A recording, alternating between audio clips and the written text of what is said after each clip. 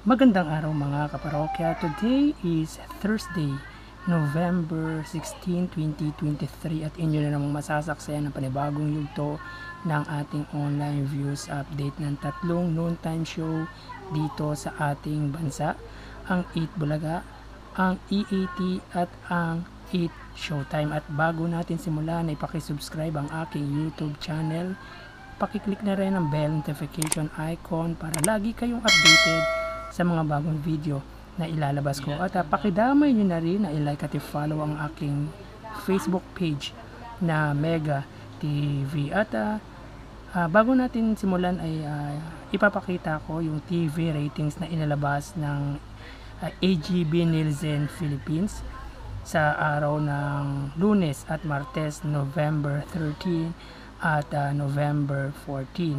So upon checking sa Facebook page ng Lionheart TV ay ang Eat Bulaga ay nakakuha ng 3.7%,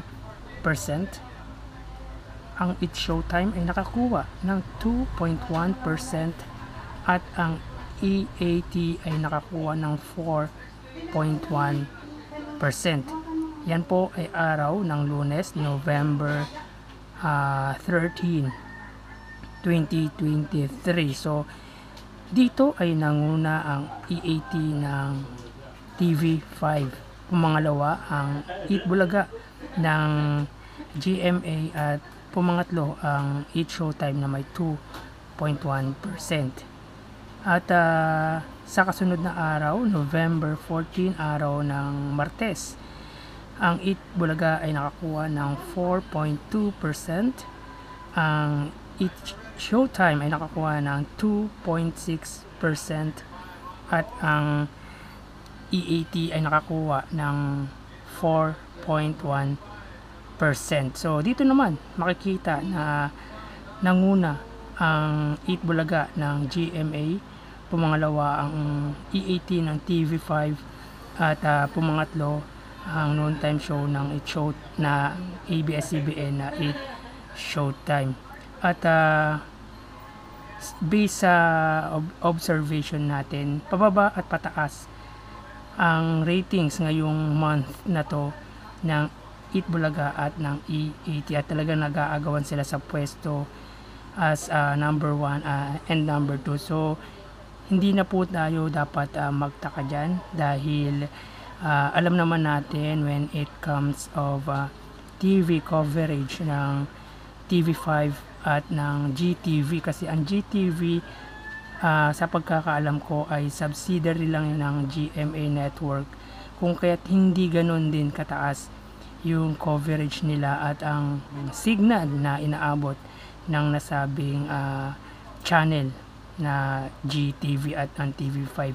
So ang TV5 kasi ay malakas lang dito sa NCR or sa Mega Manila, unlike sa GMA na talagang nationwide ay mataas or malakas ang kanilang TV ratings.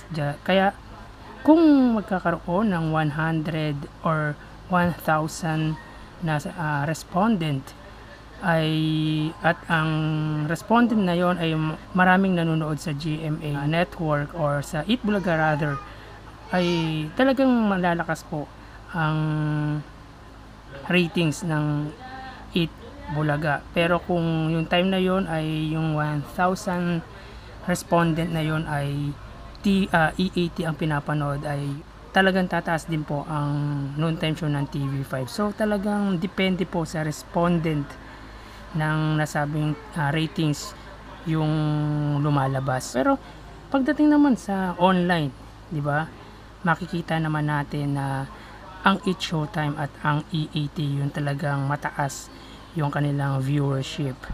At aminin man natin o sa hindi, ang nangunguna sa online ay ang Eat Showtime at pumapangalawa ang EAT. Again, dahil sa maraming subscribers ang Eat Showtime, so talagang million ang kanilang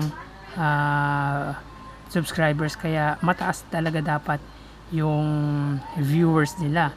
Pero kung i-convert mo yun sa percentage ay parang lumalabas na mas mataas pa rin o mas marami pa rin nanonood sa EAT kasi sa kanila pag i-combine yung YouTube channel ng TV5 at ng TVJ ay siguro aabot lang mahigit 2 milyon, unlike sa may subscribers ng It Showtime na which is yung ABS-CBN, It Showtime at ABS-CBN Entertainment ay umaabot ng halos 50 million subscribers. Hindi pa kasama yung Facebook page ng It Showtime na 16 million followers, di ba?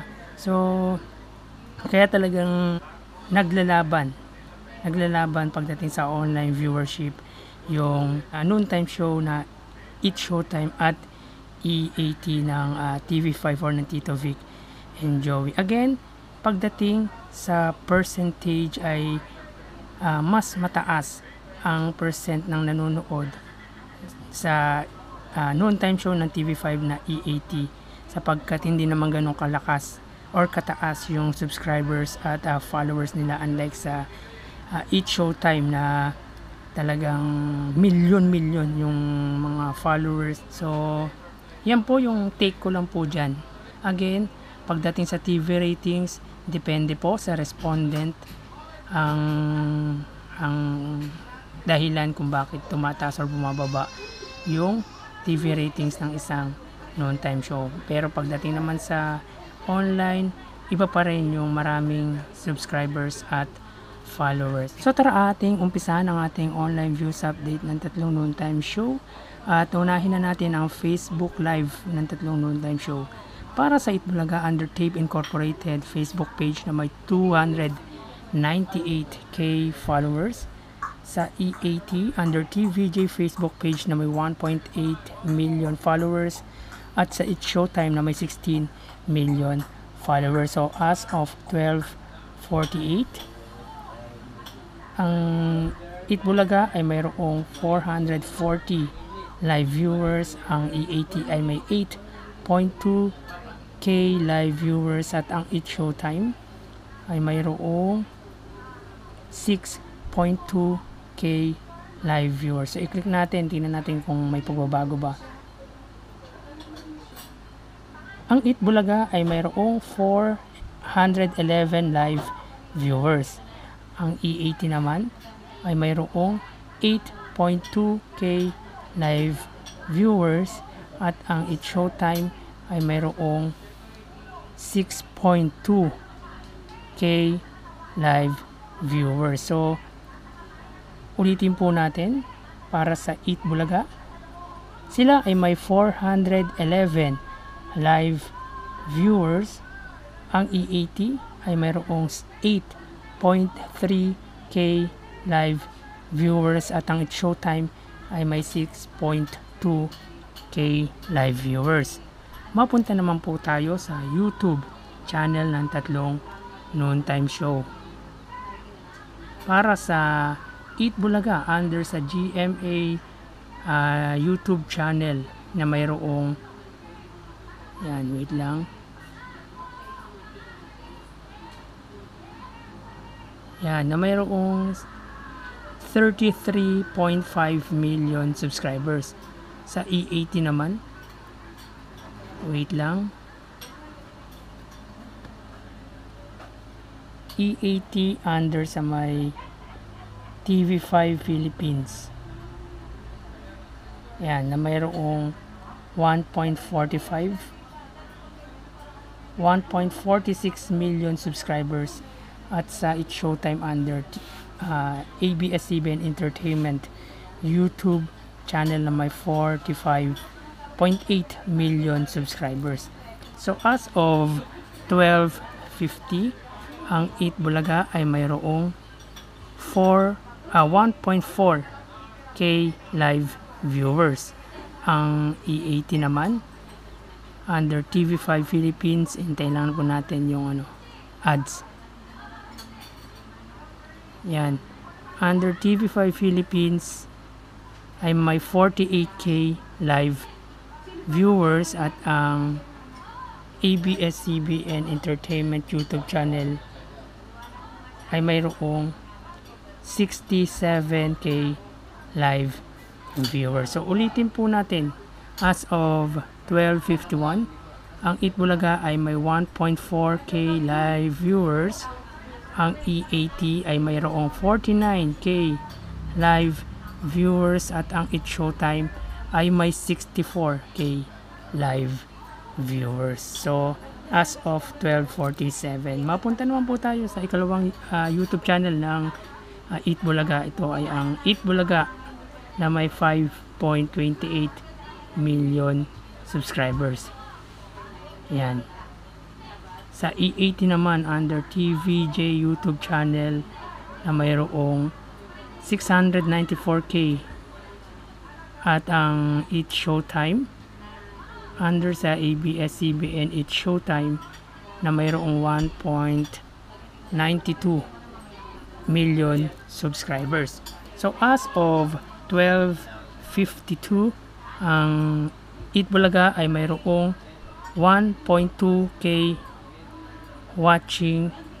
Ang E80 ay mayroong 38k watching at ang Eat Showtime ay mayroong 36k watching. So ulitin po natin, as of 12:52, ang Eat Bulaga ay mayroong 1.2k live viewers. Ang E80 ay mayroong 38k live viewers at ang Eat Showtime ay mayroong 36k live viewers. Ang Eat Bulaga under GMA Network ay may 1.4k live viewers at ang Eat Bulaga YouTube channel ay may 1.2k live viewers. Ito ay may total na 2.6k live viewers. Ulitin natin, 2.6k live viewers.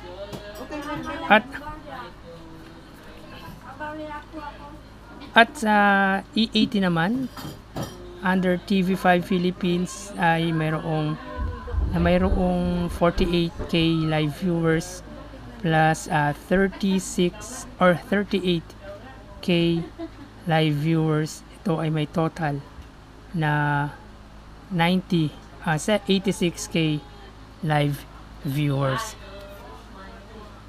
At sa Eat Showtime, kaganina ay may 64k live viewers plus 36k live viewers. Ito ay may total na 100k live viewers. Yan, ulitin po natin.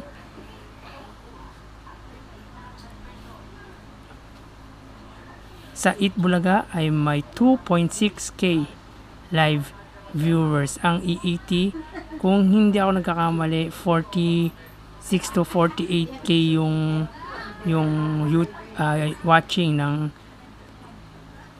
E80 sa may TV5 Philippines. So sila ay naglalaro sa 84 to 86k live viewers, samantalang ang Eat Showtime ay may 100k live viewers. So yun po, lumalabas sa kanilang online viewership sa oras na ito, 12:54, at mamaya ibabalik po tayo sa ikalawang yugto ng ating online views update ng tatlong noontime show. So magsikain na po muna tayo.